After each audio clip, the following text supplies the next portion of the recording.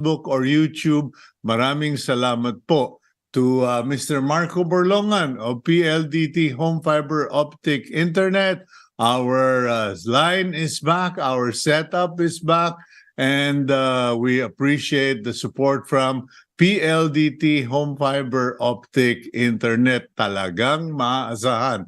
And today, we are going to be tackling a very interesting topic. In case you look behind me, there are two books, maybe not that clear, but they are books on tropical bamboo. If nothing has changed in our lineup, that is going to be our discussion for today, because it is something that has to be discussed, should be given a little more importance. Many things in the Philippines, everyone's talking about modernization, high-tech, using technology. But many of our neighbors in Asia, they used bamboo in their construction, in their development, in their furniture design. And to this day, they still use bamboo for all sorts of purposes, for food, for interiors, home interiors, for construction, etc., even for flood control. But here in the Philippines, we have dishonored bamboo. Meron nga yung pangakanta sa amin nun, because I am originally a Luis, Lawis-wis kawayan, because I was as thin as a bamboo pole. So that's going to be our conversation today. But before that, let's go to our daily starter. Forgive me for saying nako, my teacher in UP de Manila would be frowning on me for saying Okay, so our daily starter comes from Pastor Craig Groeschel, who is also a leadership guru, and he asks us this question: do you preach for applause or for change? Do you want to make a point, or do you want to make a difference? From Pastor Craig Groeschel, he has a podcast and he has a leadership interview every first Thursday of the month. And it's very intriguing. Actually, the question he raises is not for religious purposes only. Many of us want to be popular. Many of us want to be celebrity. I mean, not all of us, but in the social media world, many people seek applause, popularity, likes, and followers and subscriptions. But the question is it all about you, or is it a greater purpose than you? Because if you are just seeking applause, well, go and become a comedian, as they say, okay?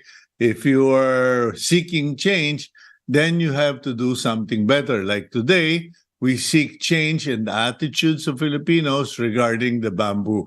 But that'll be for later. In the meantime, let's go to the front page of the Philippine Star and look at the headline for today, 11/23/2023.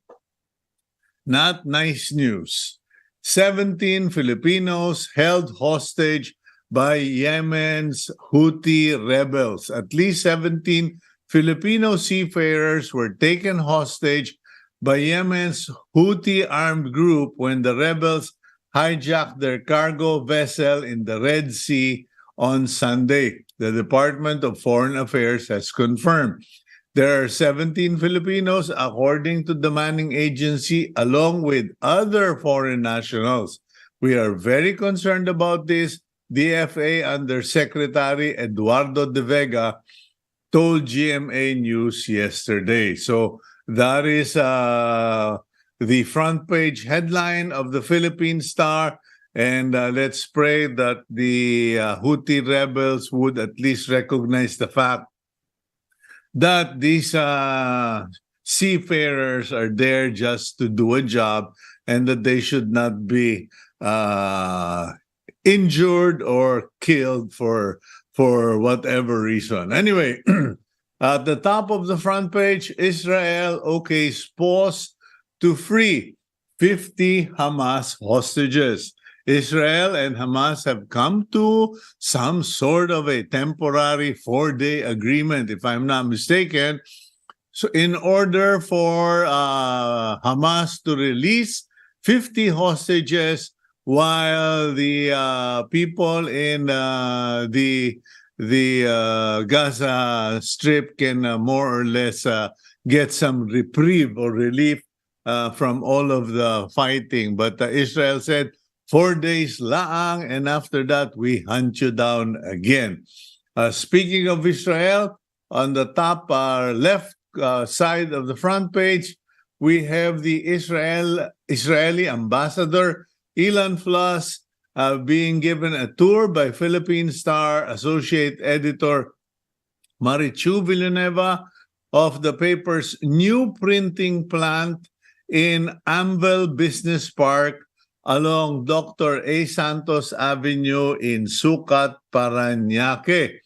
Flass is also seen discussing with Star Editor-in-Chief Ana Marie Pamintuan and Associate Editor Doreen Yu regarding the ongoing conflict between Israel and Hamas. Okay, so that's all related to the new building, new facility that the Philippine Star has put up in Parañaque.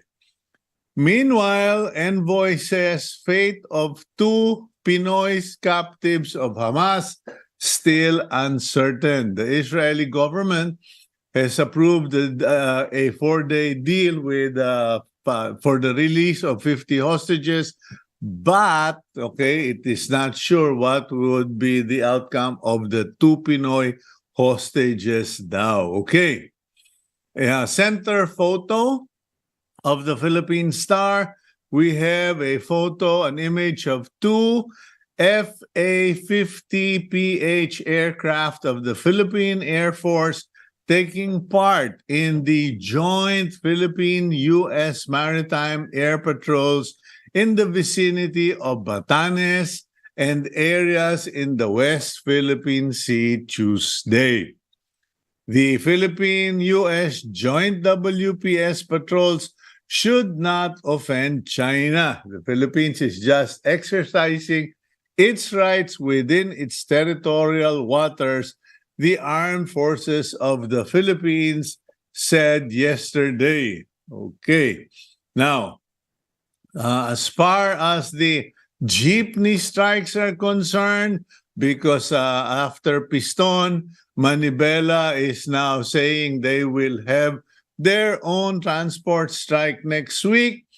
DOTR, the Department of Transportation, has declared consolidation for PUV modernization program non-negotiable. The DOTR may consider granting the demands and requests of transport groups on the Public Utility Vehicle Modernization Program, but not the call to scrap the consolidation requirement. Okay, so there you go.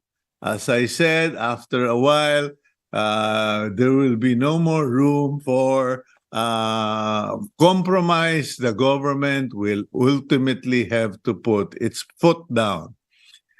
Meanwhile, San Miguel Corporation, Ayala Corporation Inc. deal connecting Arca South to Skyway 4. 2 of the country's biggest conglomerates, San Miguel Corporation and the Ayala Group, have set aside their business rivalry to establish a seamless connection between Skyway Stage 4 and Ayala's Arca South Estate. Dapat lang magtulungan, bayanihan, hindi politikahan. And speaking of politikahan or politics, the House of Representatives, along with the Metro Manila or MMDA, has cracked down on number 8 vehicle plates. The officials of the House of Representatives have ordered all congressmen to surrender the expired plates, the number 8 plates. MMDA will now make sita or accost or challenge all vehicles with number 8 plates, as it was recently discovered that some of them are either expired, recycled, or outright fake. Okay, yan po sinabi ng isang congressman kahapon. And finally, we have a photo of Eastwood City's holiday lightscapades lit up Quezon City with the biggest and brightest Christmas celebration led by Mayor Joy Belmonte, and along with her are the officials of Eastwood. Okay, so there you go. That's the front page of the Philippine Star for today. We will take a quick break, and when we come back, listen in, because I'm sure you will learn a lot about bamboo. I have been planting bamboo in patches in our little place in Lipa, Batangas. And through the years, they have been very indispensable in our backyard farm. We'll be right back here on Agenda.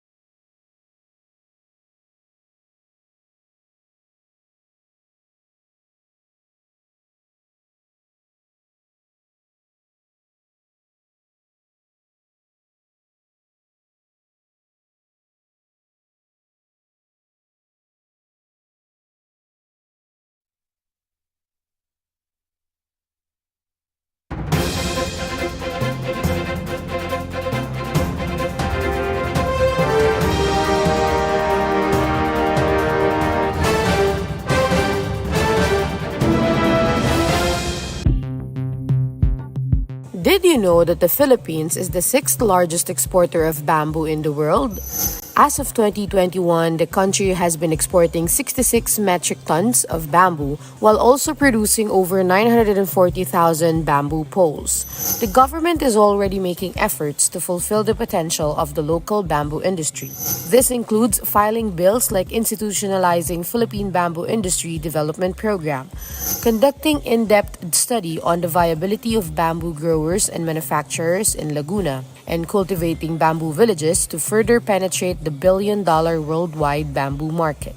Non-government organizations like the Bahay Foundation are also utilizing the potential of the bamboo sector in the Philippines to champion sustainability construction. Let's discuss the role of bamboo today and in the future here on Agenda. Colombian native Luis Felipe Lopez moved to the Philippines in 2014 to become Bahay Foundation's head of product development for bamboo housing. Prior to this, Lopez, a civil engineer, was a consultant of the Hildy Foundation in choosing the best bamboo construction system for the Philippines. Now, Lopez is the nonprofit's head of technology and director of the Base Innovation Center. Good morning, Senor Luis Lopez. Welcome to Agenda. Thank you, Cito. It's a pleasure for me to be today with you here. Okay, I don't know if it can actually be seen here on the camera, but I do have a couple of books here regarding bamboo that I've had for. Let me grab one of them. I recognize that book, actually. It's Okay. from my friend Marcelo Villegas. He's the author of the book. Okay, that's I should get his autograph. But anyway, there's another one here, and here we go. We have this one, the bamboo thing, and it's written by Robert Austin, Dana Levy, and Koichiro Ueda. Now, I'm just trying to establish to our viewers the fact that I have long been interested in bamboo. I have seen the work of many foreigners who appreciate bamboo in the Philippines. In fact, one retired Swiss architect that is a good friend even attempted to make packaging material of bamboo. He said, hey, you can use this for packaging, for cosmetics, for cologne, and it has a native twist to it, etc. But why is there now a serious official or formal effort to promote bamboo? Who's behind this? Is it your organization, or did you just happen to see the Philippines as an ideal, being the sixth largest exporter? I think, Cito, this is not the action of one single organization. What is happening in the world right now is critical. Climate change is a huge problem, and bamboo became like a weapon to stop or at least contain the climate change. And that's why bamboo has been called the plant of the 1,000 uses, because you can use for many things. So we see bamboo as a potential to, for example, replace single-use plastics. And you see now with the straws made of bamboo, or cubiertos made of bamboo, and things like that. And our organization is not focused on those uses of bamboos, it's more focused in construction, but we will discuss later about the advantages to build using this species. So this is not a Philippine issue, it's a global issue. So what is happening in the world is right now with bamboo is incredible. So many countries in Latin America, Africa, and South Asia are focusing in the developing of solutions using bamboo as an alternative. And bamboo is an incredible plant, grows so fast, it's so renewable. So even in the north, universities and Europe and the US see the potential, and now they have a strong research program to see how we can use bamboo in many uses. Okay, now, Luis, the thing is, in the Philippines, it was very popular for creating the Bahay Kubo, the native house, the indigenous native house. But then people started saying, it's got a lot of issues. They're susceptible to borrowing. book, etc., and then they crack, and the aging. Some people have lost the art or the knowledge about bamboo. How does your organization go about promoting bamboo? Is it first knowing the product, knowing the nature of bamboo, or is it really, oh well, the bamboo will grow anywhere, so we'll just teach them how to use it? Yeah. So that's a good question, Cito. There is Bahay cubos all around the world. Just they have different names. They don't call it Bahay cubos, but there is Mm. this kind of bamboo huts in my country, in Colombia, in Central America, in Africa, and in the Philippines. And the problem is always the same. It's a temporary construction, not durable. Why? Because people don't know which bamboos to harvest. They don't know how to treat the pods well.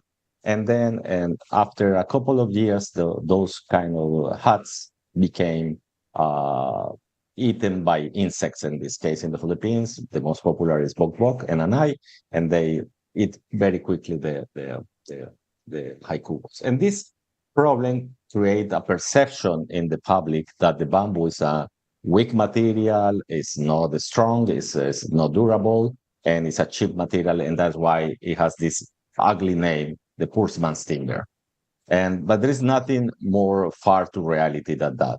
Bamboo could be a very strong and very durable material if you treat it well and if you process it well.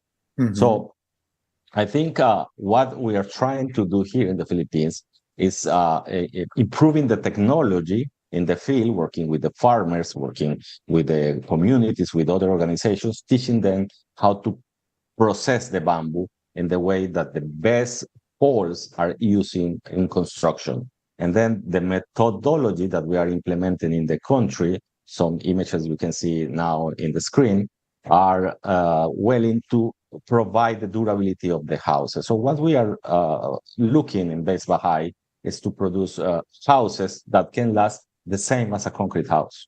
So we are not saying, this is 10 years or 20-year solution. No, no, this is a permanent house. It will last the same as a conventional house, so we can be in the market. Okay, that's interesting because I know that people, well, just to give you a background, I built resorts in Palawan in the past. And at one point, the use of bamboo was a serious discussion among the crew. And the older guys said, well, sir, we need to get the bamboo that is correct age. We say hinog sa panahon, or ripened by time, or ripened by time, or cured by time. And then we have to bury it in the sand where the seawater gets it, etc. I mean, I don't know if they seem to know what they were doing. And based on some of the things I read, that seemed to make sense because apparently the insects don't like salty stuff. But what are the things you teach in Base Bahay to the farmers and Filipinos? Actually, you have a good point there, Cito. And my 23 years of experience working with bamboo, I learned a big lesson. And the first thing you have to do is to listen. Listen those that has been working with bamboo for more time than you. In this case, indigenous communities, farmers, they have a lot to teach us. And then you need to listen them with attention, because that could be the source of solutions for your more advanced and technical processes. Mhm. So in this regard, that process that you mentioned with the farmers in Palawan, that they put the bamboos in salty water, it has a lot of sense. Why? Because the water, and this applies also for my communities in the mountains of Colombia, for example. But in the mountains of Colombia, of course, there is no sea water, but there is rivers, and the farmers used to put the bamboos in the rivers for weeks, 1 or 2 weeks. So the concept here is almost the same, different kind of water. But here in Base, we decide to research about what is happening to the bamboo when you put it in water, salty or fresh water. And then we realize that after a few days, the water start to remove the starch inside the bamboo. So it's like you washing the starch that is inside the bamboo. And then especially bok, the powder beetle, the borer, loves starch. So if you only using water can remove that starch, you are reducing the risk of your bamboos to be attacked. Anies or termites are a different problem because they like cellulose. And Mhm. then that you have to apply some chemicals to prevent the attack of the anies. But what we made here in Base Bahais, we hire a consultant from France, expert in treatment for timber, and we bring him to the Philippines and put together with the specialists of APRDI in Los Baños Laguna. And together we start to research all these traditional methods, but also adding a little bit of chemicals to provide the resistance that the bamboo needs to resist the time and the insects. And now when we design the whole process of treatment, we start to collaborate with different organizations. So we transfer this treatment technology to different organizations. Our first treatment facility in the country was set in Murcia, Negros Occidental, and it was run by a cooperative of farmers. So we teach them how to treat the bamboo, how harvest the proper, the lifespan of a bamboo pole in the field is only 12 to 15 years. So once they should emerge, it's only 15 years and it will die in the plant. So the Mhm. best age to harvest for structural purposes is from 3 to 5 years. Before 3 is too young, and after 5 it's already weak because it's old.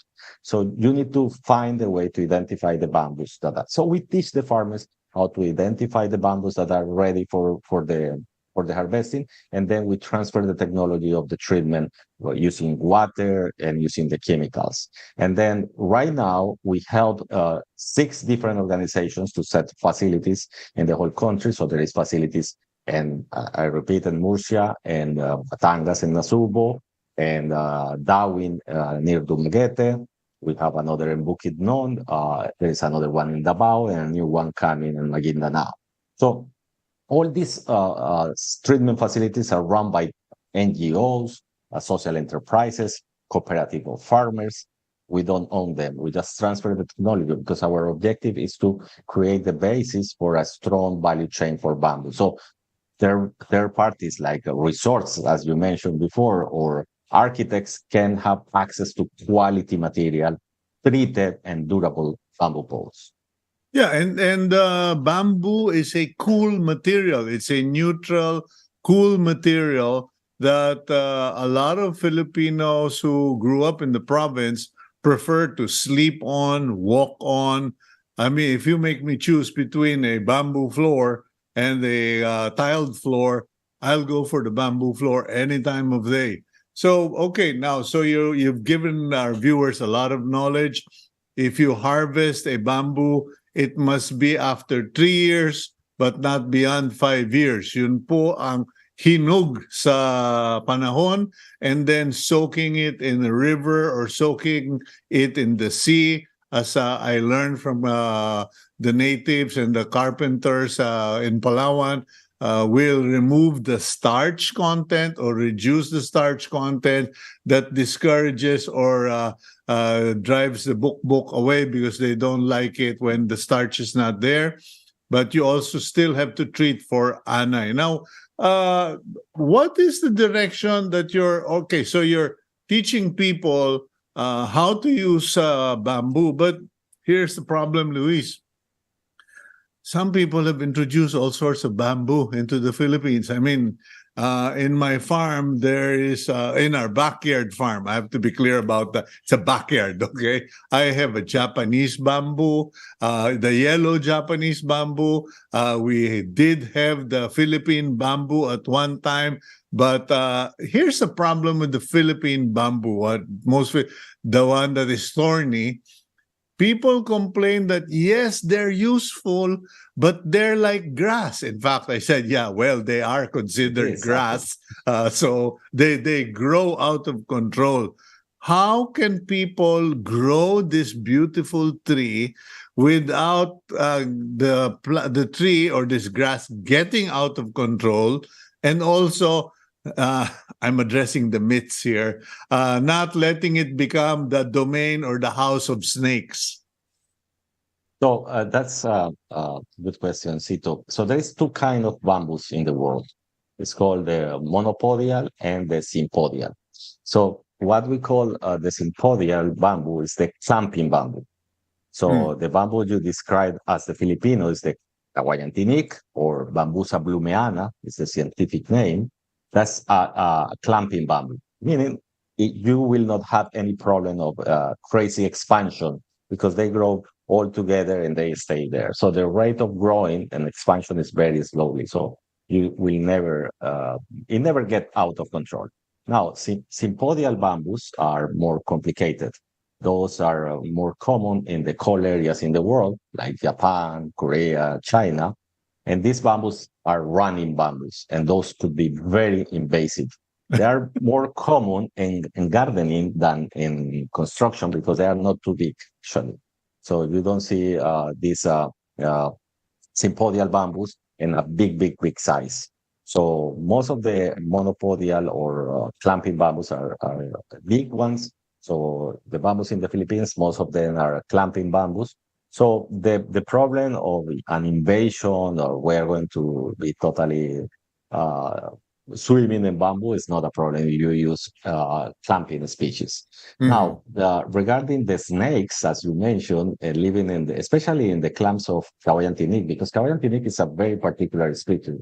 Let me make a stop here and tell you my story, because in Colombia, we have a species called guadua that is a very interesting species because it's not totally a clamping bamboo, but also no monopodial, so it's not invasive. Mhm. So meaning you can walk inside the forest of bamboo. There's distance between the poles, almost 1 meter, so you can walk, and that's the bamboo I grew up in Colombia. That's the bamboo I have in my head. So in 2012, when I came the first time to the Philippines, brought by the Hilti Foundation, they invited me to check if we can develop a system for construction here in the country.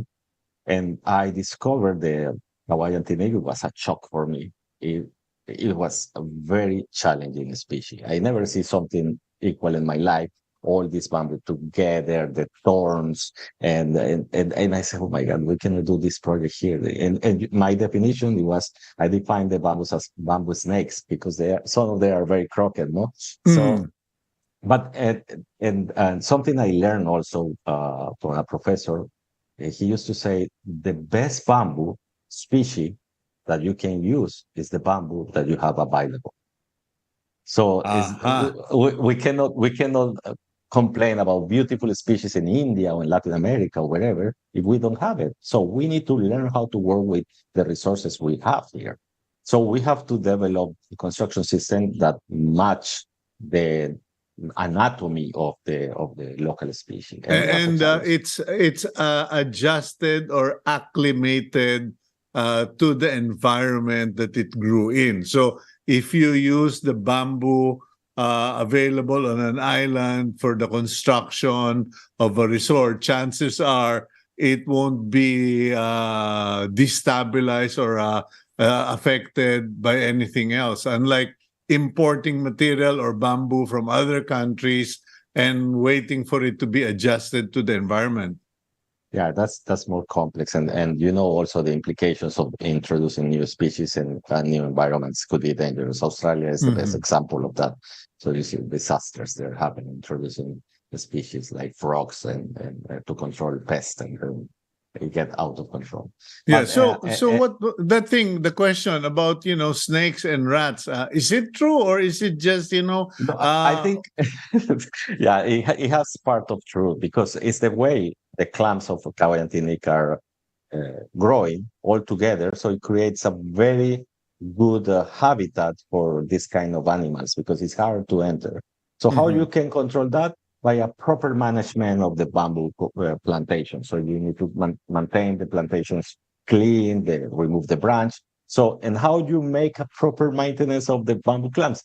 Having a market for those poles. So if you don't have a market and the farmers don't get any income from those clumps, they will abandon them and they grow wild. And then all animals and rats and snakes will find a very proper habitat to live. But if we address the bamboo plantation as a business, as a crop, so farmers will harvest and will keep and maintain in a good shape all these bamboo clumps, and the probability to have uh, these infestations will be less. Okay, that's very interesting because in my place, the bamboo plants don't go out of control because we constantly harvest. I constantly prune.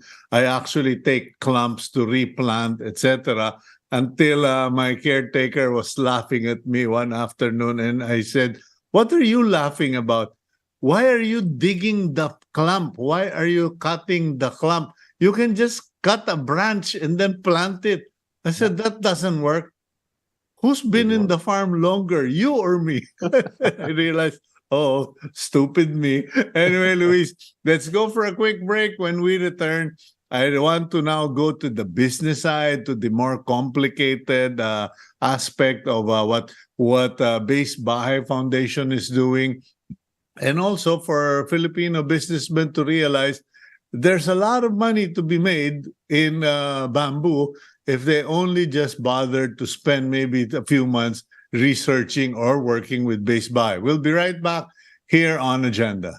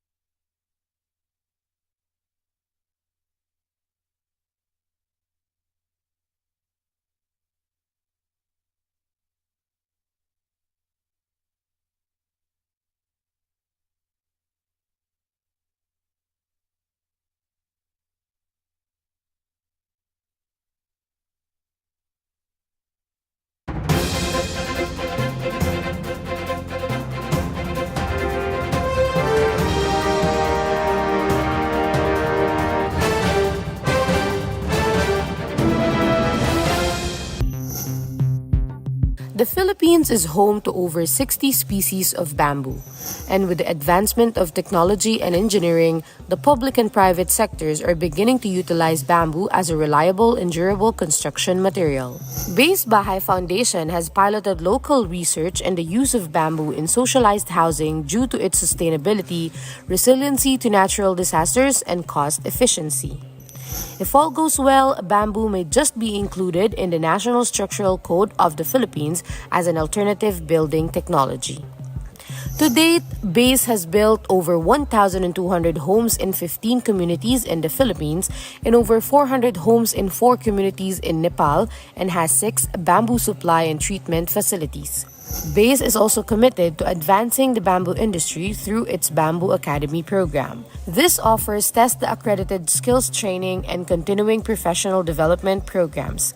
Is bamboo indeed the future of house construction in the Philippines? Let's discuss that further on today's agenda.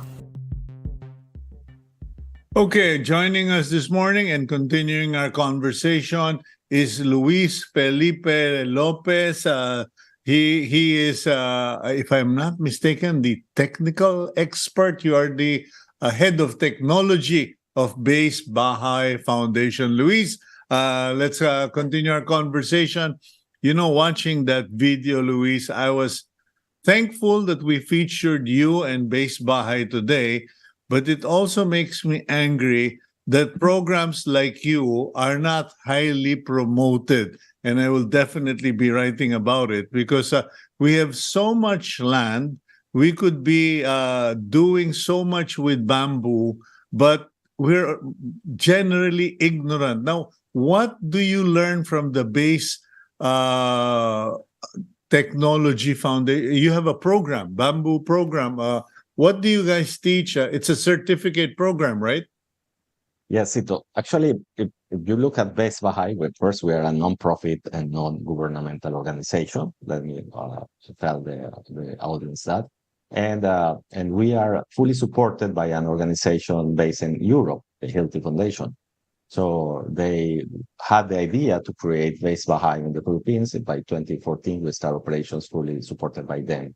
So this is an initiative of the Healthy Foundation from Liechtenstein. And we have different sectors in the foundation. So we discussed already our value chain sector when we help farmers and other organizations to develop the bamboo production, because without proper bamboo, you cannot execute anything. So that's our first area of work.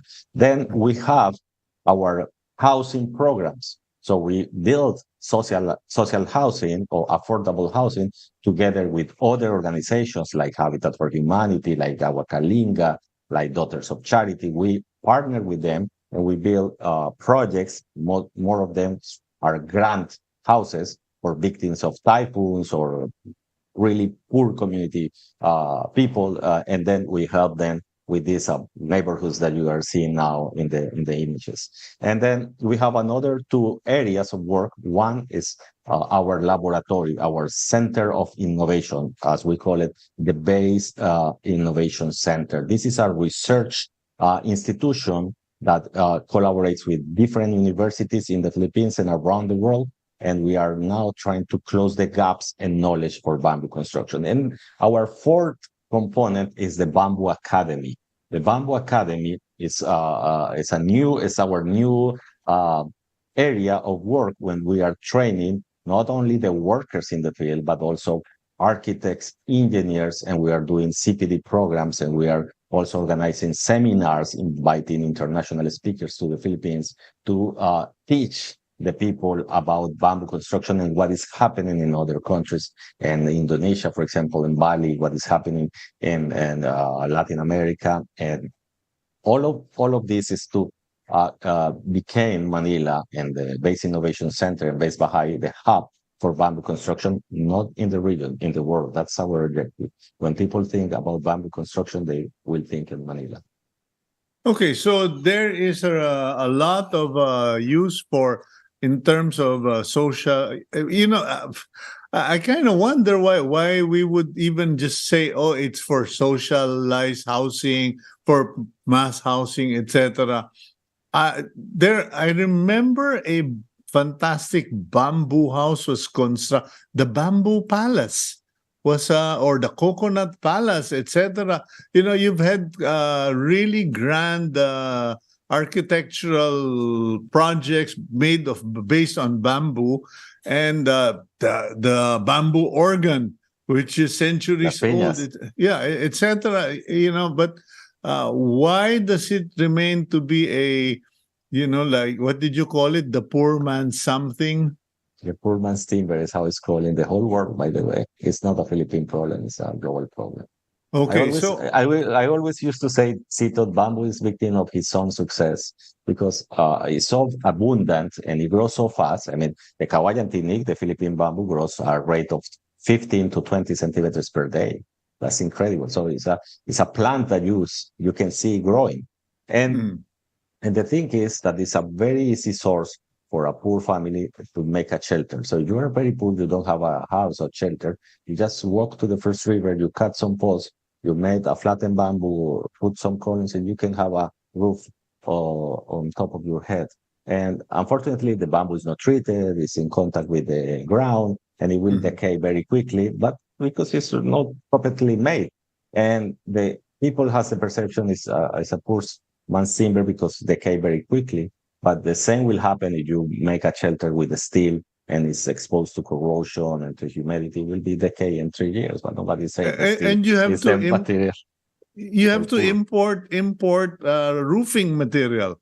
There is Yeah. no roofing material produced in the Philippines. I just did an interview of a steel industry expert, a leading manufacturer, Steel Asia, Mr. Yao, and he said, Sito, you think your bubong, your roof, your yero is made in the Philippines?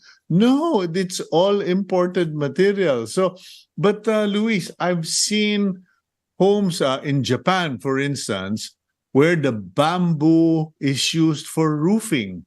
You know, it's like alternate roofing like tiles. Instead of brick tiles, they've used bamboo and it lasts for decades.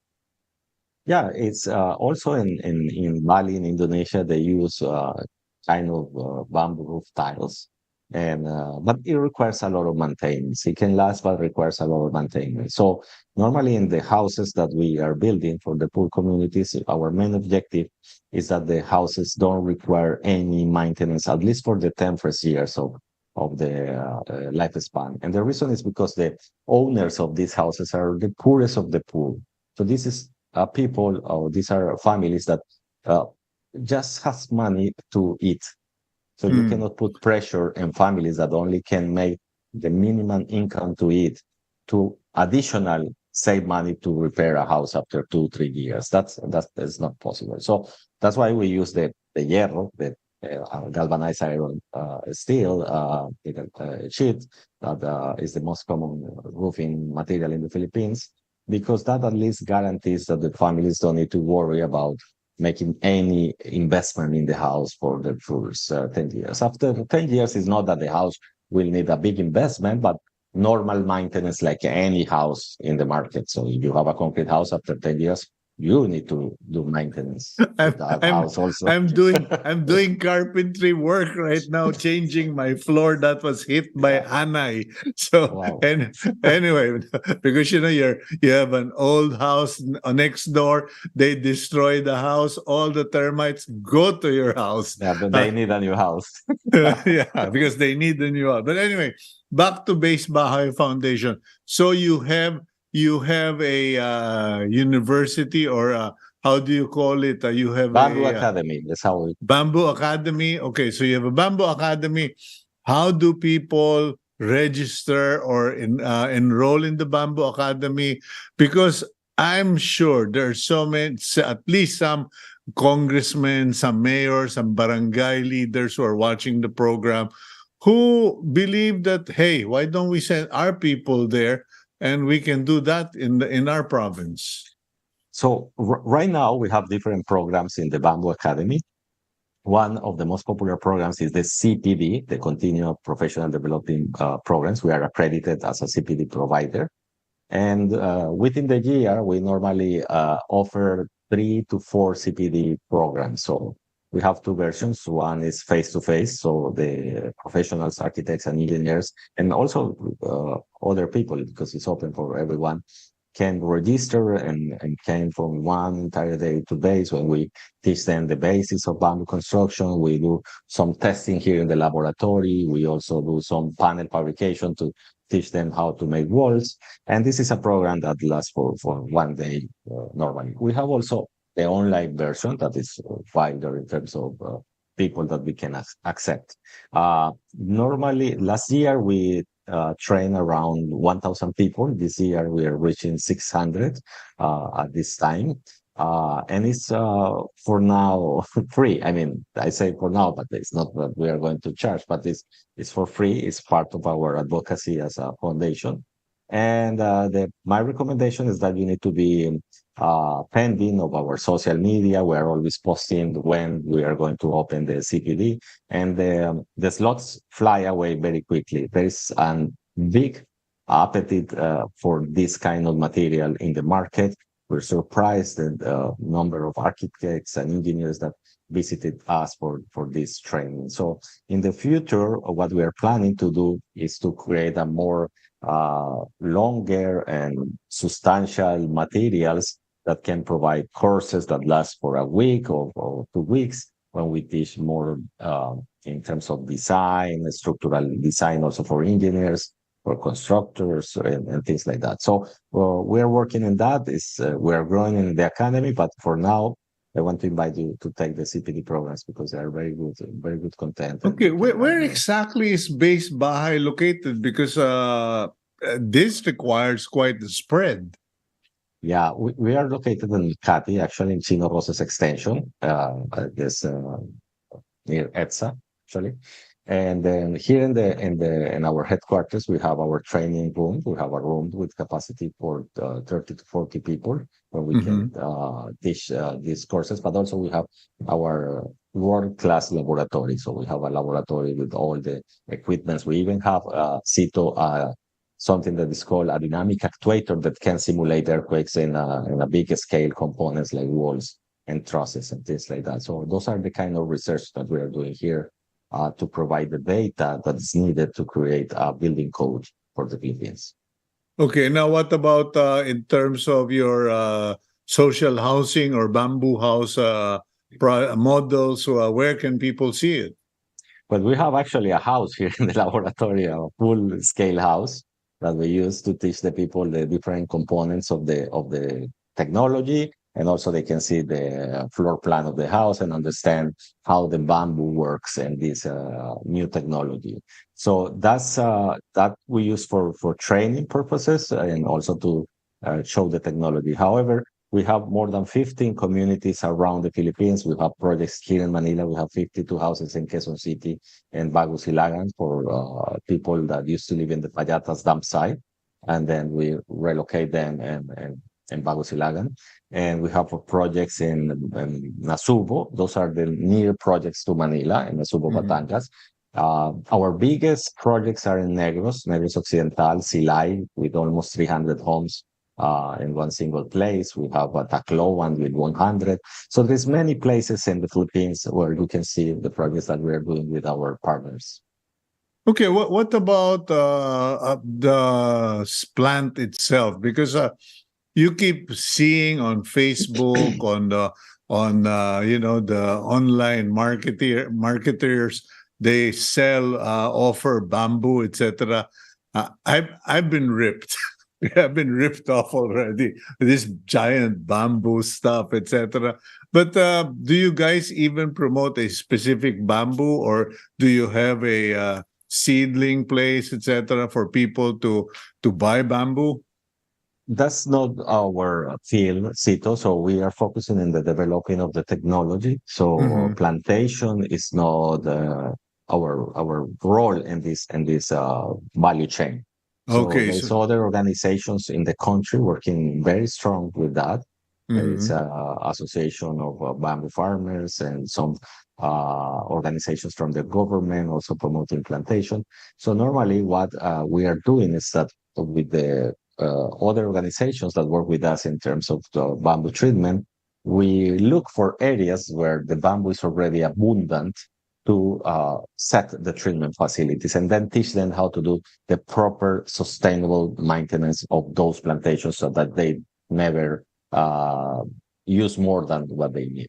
Okay, are there so you being the technical expert, Luis, what are there any red flags or areas of concerns? Because I have seen in the past, because of my interest in these areas, I have seen that things are imported from abroad, from poultry, from chickens, dogs to plants, etc.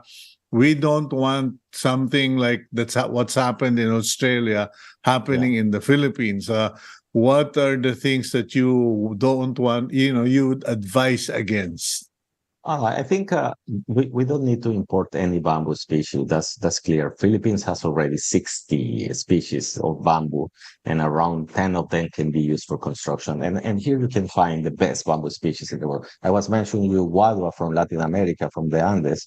You don't need to import it because that bamboo exists in the Philippines more than 30 years ago. Hmm. So you can find plantations of guadua in Rizal province, and you can find in Cotabato, in South Cotabato, and even in Los Baños Laguna, some clumps of bamboo from Latin America. The giant bamboo, the Calamus asper, is a species from Malaysia. Very good. That's the species that normally is used in Indonesia, in Bali, for the beautiful houses you see there, resorts in Indonesia. That's super abundant in Bukidnon area, in Davao area, Okay. in Negros. So the bamboos are here already. What we need to have is promote the plantation of those species. What So what about Luis? Are we multiplying Luis Felipe Lopez? Because my biggest concern is if you decide to go back to Colombia or some other country, sir, we don't have an expert anymore. He went vamos. I'm not planning to go back to Colombia, Cito. That's not an issue right now. I am very happy here in the Philippines, my family as well. Actually, I always make a joke that when I was designing a country to live, I look a country with my own name. So my name is Felipe, so I look for a country that has my own name to move. So, Philippines, Felipe. so, Okay. Well, so, last, so yeah. but no, there's no plans to return. But we have Base Bahay. I am the only foreigner in Base Bahay, by the way. All the team, we are 24 people here in Base Bahay. All are Filipinos, very capable, brilliant people here working in Base Bahay. And we are creating the next generation of bamboo researchers and bamboo builders. So there is a lot of capable a team, a big team of Filipinos that will continue this even if I Wow, decide those to are return beautiful to Bangkok. houses that we have on the screen. Anyway, the long houses, that long. Anyway, Felipe, before we run out of time, Luis, I mean, if before we run out of time, do you have a website or where people can learn more about Base Foundation? Yes, definitely. We have all the social media. We have Facebook. We have Instagram, and the website. You can look at us www.basebuilds.com and look for us like Base Bahay in Google, and all the social media will appear. Please follow us so you can know when we are offering these training courses. But also, if you want to visit and make a visit, I actually invite you, Cito, if you have time. Why you don't pass one of these days to our laboratory? I'm sure you will love to see what we are doing here with the international students and the local students testing. So right now we have a student, for example, from Switzerland. She came here to do all her research in our laboratory, and she's from ETH. That's one of the first top 20 universities in the world. So that's the importance of having this laboratory here in the Philippines. Okay, well, Luis Felipe Lopez, Senor, gracias, and we do hope to visit you, and I will do my best to bring you a good coffee from Lipa, Batangas.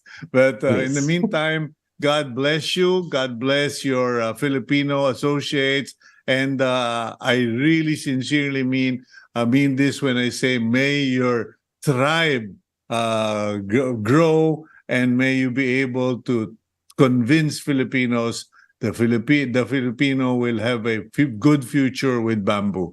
Thank you very much, Luis. Thank you, Cito, and see you soon.